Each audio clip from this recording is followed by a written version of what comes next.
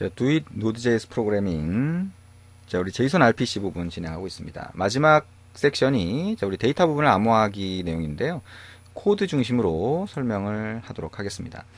자, 우리가 JSON RPC라고 하는 게 갖는 장점은 뭐냐면, 이 실제 요 라이브러리 부분을 신경 안 쓴다, 안 써도 된다라고 하는 게 기본적으로 있고요. 그 다음에 그 상태에서 우리가 데이터가 왔다 갔다 하잖아요. 근데 다른 건 신경 안 쓰고 데이터에만 집중할 수 있다는 장점이 있어요. 그리고 이게 기본적으로 라이브러리가 담당해주면서 일정 부분에다가 자, 암호화 또는 복호화 이렇게 하는 이 모듈을 적용을 시키면 그러면 데이터 부분만 따로 또 암호화를 시킬 수 있어요.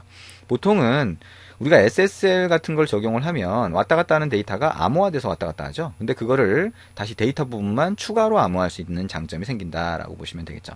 그래서 자, JSON RPC를 이용해서 데이터 주고받는 부분을 암호화할 수 있다라고 하는 거 보시면 되고, 자, 우리가 암호화를 위한 별도의 라이브러리를 사용을 하시면 됩니다.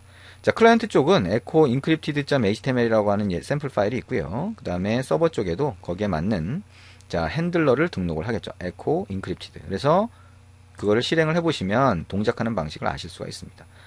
자, 암호화를 하려면 우리가 이제 데이터 부분을 암호화하고 다시 복화를 하겠죠. 그래서 일단 퍼블릭 키, 프라이빗 키를 써서 암호화하는 방법도 있고요. 좀 간단하게 하려고 그러면 단순히 seed라고 해서 어떤 키 값을 가지고 암호화를 했다가 그 키를 이용해서 그대로 다시 복화할 수도 있어요.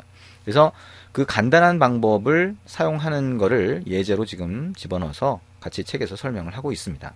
그래서 우리가 기본적으로 이제 실무에서 쓸 때는 SSL로 암호화된 상태로 주고받기 때문에 데이터 부분만 추가로 암호화를 할 때는 이렇게 키 값을 이용해서 암호화했다가 복화를 해도 됩니다. 자, 이렇게 암복화를 하려고 그러면 라이브러리를 써야 되겠죠. 그래서 crypto.js라고 하는 암호화 라이브러리를 받아서 쓸 수가 있고요. 자, 암호화하는 테스트, 복호하는 테스트를 이렇게 한번 해보시면 됩니다. 그래서 crypto.js, 자, 이게 지금 HTML 페이지에서 적용한 거죠. 그래서 여러분이 이제 사용자가 입력한 자, 메시지가 있다라고 하면 여기는 secret라고 해서 어떤 키 값을 이용해서 인크립션, 즉 암호화를 하게 됩니다. 그리고 그 키 값을 이용해서 다시 암호화된 거를 넣어주면 디크립트, 즉 복호화가 되는 거죠. 그러면 원래 입력했던 암호화를 하기 위해서 입력했던 데이터가 그대로 다시 나와요. 이거를 일단 암호화하는 거를 보내는 쪽에서 받는 쪽에서 복호화를 하고 이렇게 만들어주면 왔다 갔다 하는 데이터 자체가 암호화돼서 넘어가는 효과가 생기게 됩니다.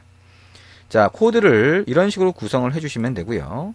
그 다음에 서버 쪽입니다. 서버 쪽은 자, crypto.js라고 하는 외장 모듈을 사용을 합니다. 그래서 crypto.js라고 하는 외장 모듈을 npm install 명령을 이용해서 설치하시면 되겠죠.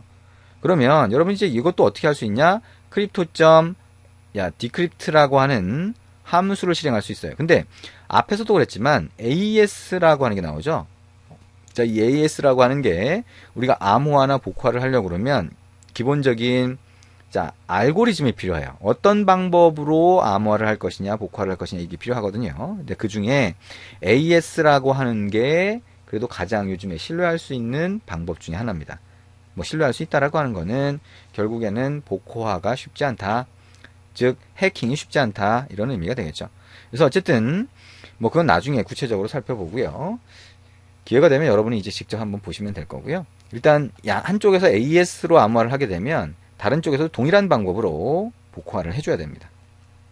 자, 그래서 우리가 사용한 웹페이지 클라이언트 쪽의 라이브러리와 서버 쪽의 이 라이브러리는 서로 동일한 알고리즘으로 처리가 되게 되어 있어요. 그래서 한쪽에서 암호화한 데이터가 그대로 다른 쪽에서 복호화가 되는 거죠. 자, 그래서 우리 echo라고 하는 거를 이렇게 암호화하고 복호하는 식으로 바꿀 수 있다는 겁니다. 그러면 어떻게 되냐? 자, 이제 서버를 실행을 하고 클라이언트를 echo encrypted.html이라고 하는 걸로 띄워서 자, 요청하기, 자, 데이터를 입력하고 요청하기를 누르면 자, 서버 쪽으로 넘어가는데 자, 여기 보시면 나오죠? echo encrypted 쪽으로 넘어가서 받은 걸 보면 저렇게 알 수 없는 글자들이 쭉 보여요. 이게 암호화된 결과물이 됩니다. 자, 이걸 받았어요. 그러면 그걸 가지고 디크립트, 복호화를 하면 저렇게 원래 보냈던 요 안녕하세요라고 하는 글자가 그대로 복원이 된 거죠. 그 다음에 그걸 다시 클라이언트로 보내고 싶은 거예요. 근데 그 클라이언트로 보낼 때는 마찬가지로 암호화를 또 하게 됩니다. 그래서 암호화를 하니까 자, 요런 글자가 나오는 거죠. 안녕하세요 뒤에다가 글자를 더 붙인 거예요. 그러니까 여기 암호화된 결과물을 봐도 암호화된 결과물이 요 앞부분까지는 좀 비슷한데 뒤로 가면서 달라지죠. 그죠? 자, 암호한 결과가 달라진 거고요. 그 달라진 결과를 자, 콜백 함수를 호출하면서 자, 이렇게 넣어주면 그게 클라이언트로 전송이 되는 거죠. 그럼 클라이언트에서도 이렇게 암호화된 걸 받는 거예요. 그러면 다시 디크립션, 즉 복호화를 하면 원래대로 안녕하세요가 나오게 됩니다. 얘기한 것처럼 지금 이 암복호화라고 하는 거, 한쪽에서 암호화를 하고 다른 쪽에서 복호화를 하는 과정에서 이 데이터 부분만 암호화하는 거예요. 여기서 우리가 데이터라고 하는 건 리절트라고 하는 요 부분이죠. 요거만 암호화하는 건데, 자, 이거는요, 얘기한 것처럼 요것만 적용을 하면 문제가 생길 수 있어요. 왜냐하면 여기 시크릿이라고 해서 키 값이 만약에 노출이 되면 어떻게 돼요? 다 쓸 수 있겠죠. 근데 이 웹페이지 자체는 일단 키 값을 노출을 시키고 있어요. 그렇죠? 자, 자바스크립트 코드 자체가 자, 누군가가 자바스크립트 코드 소스를 열어볼 수가 있겠죠. 그러면 거기 안에 키 값이 들어가 있는 거를 볼 수가 있게 됩니다. 그래서 이 키 값이라고 하는 거를 만약에 다른 사람이 알게 되면 자, 이 키 값을 이용해서 자, 암복호하는 방법을 찾아낼 수가 있겠죠. 그렇죠? 자, 로직을 다 확인을 하면 그래서 원래 이 키 값 자체를 자, 서버에서 동적으로 받아오도록 되어 있어요. 서버에서 동적으로 받아온 다음에 그 키를 이용해서 암호화를 하는 거죠.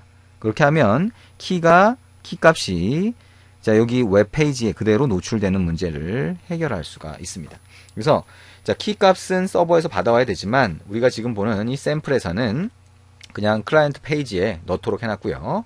그 다음에 그런 문제가 노출될 수 있다 보니까 기본적으로 SSL이라든가 이런 자, 통신 구간 암호화라고 하죠. 자, 클라이언트와 서버 간에 SSL로 암호화한 상태에서 데이터를 추가로 암호화하는데 이걸 사용할 수 있다라고 보시면 됩니다. 그래서 이것만 독립적으로 사용하시면 아무래도 보안에 취약할 수 있으니까요. 병행해서 같이 사용할 수 있다 정도 생각을 해주시면 되겠네요.